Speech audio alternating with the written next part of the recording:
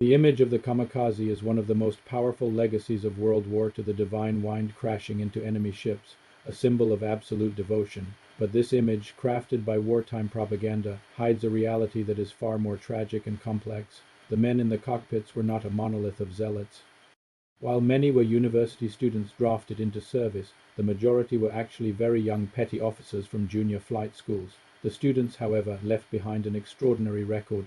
They were Japan's brightest young men, pulled from universities where they studied Western philosophy, literature, and law. Their writings weren't manifestos of imperial worship. They were profoundly human documents, telling a story not of fanaticism, but of coercion, quiet resistance, and the unbearable weight of a predetermined death. Before they were pilots, they were scholars, men like Hayashi, a devout Christian who wrote of deep internal conflict, his faith clashing with the duty forced upon him.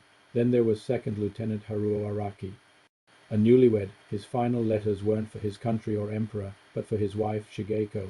He wrote of regret and a heartbreaking concern for her future.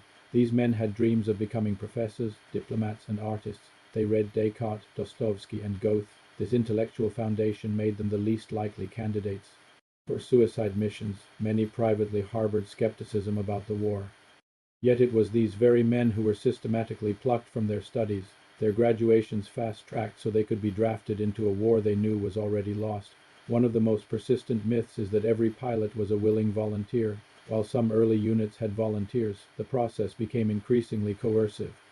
Recruits were given forms with three choices: I passionately wish to join, I wish to join, or I don't wish to join. But there was really only one right answer. One survivor, Hisashi Tezuka, recalled crossing out I wish to join and writing his own answer.